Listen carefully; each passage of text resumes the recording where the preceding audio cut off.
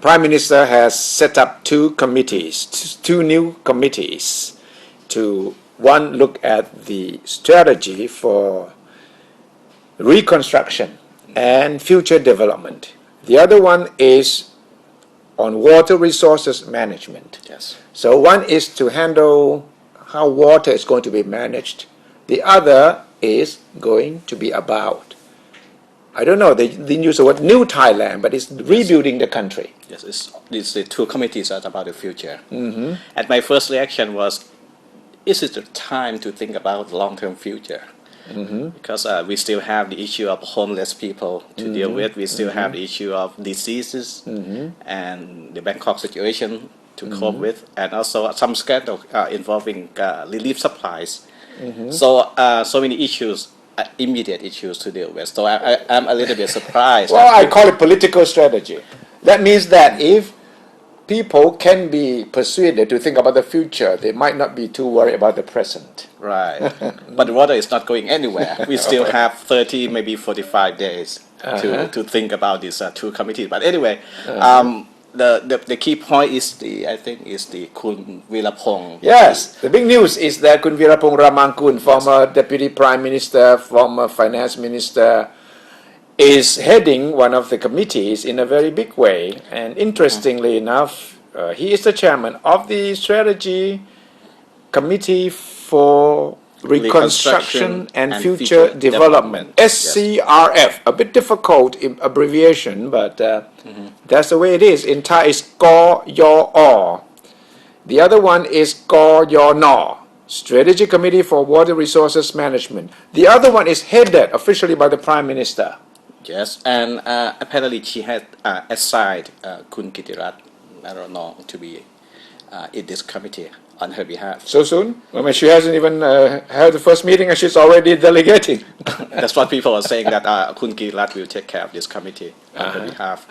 And Kun Kitirat also will be going to APEC meeting. Oh yes, that's a big story, that the Prime Minister has decided to skip the APEC summit meeting in Hawaii, Honolulu. I think it's the 12th to 14 November. Yes. Which is a pity, because it would be a good international forum for Kun Yingluck to tell the world what is happening in Thailand.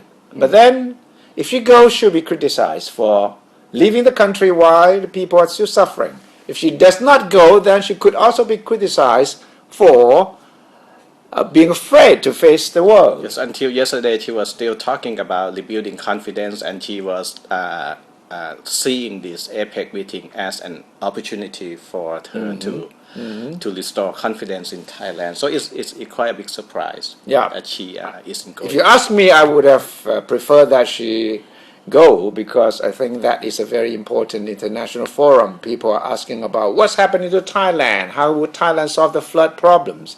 And now Kun Kitirat is representing Thailand. Well, he can also answer questions, but if the Prime Minister is not there, then people will say, so it must be quite serious, huh, Thailand? Right. So back to Kun Kitirat, we're seeing the rise of the guy here. Not only is he going to APEC meeting, his name is in the two committees set up by Kun Yingluck. And he has become, I think, the fourth waterman of Kun Yingluck after Kun Yongyut, the Interior Minister, and then we have Kun Plot Pasop, and then we have Kun Pracha.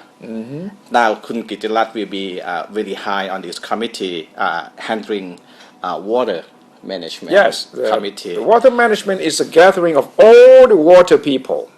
Yes. And there are some people who are known not to really agree with one another, but they're there.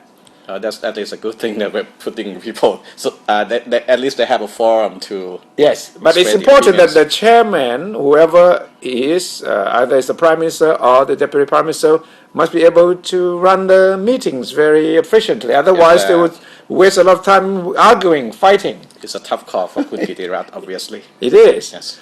And I'm happy to see at least two water experts, private people, Dr. Seri Suparathit and Dr. Anon Sanitwong Ayuthaya. Both of them are, qualified, good people. But they always say different things on TV. Well, let them say different things in the meeting rooms and come up with a solution. Exactly, yes. You see, so I think that's a good move.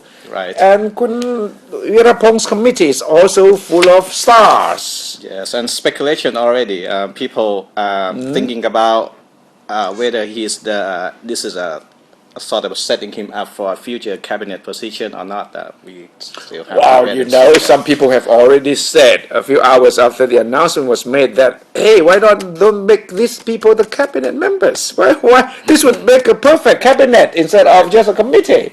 One thing we can tell you is that it's Kun Thaksin who has successfully convinced Kun Virapong to be in this committee. Yes, well, he was tipped to be finance minister in the first cabinet, but then Exactly, it did but, not happen. Some disagreement over how much power he would have. Yes, but interesting element here is that Kun Virapong is a chairman, but the deputy chairman, the two of them are deputy prime ministers. Exactly, and then we have the finance minister here. Yes. So all of them are big Yongyut ones. Wichaydit, Kittiratna Ranong, deputy prime ministers under Kun Virapong, and then the finance minister is under the chairman as well. Right. So I don't know, and it's interesting. They put only the title finance minister, but not the name of the finance minister. Why the other, such as Kun Yongyut and Kun Kittirat, the names are there. I don't know You have why. really good eyes. I've just seen this myself. No, by position, ex officio, or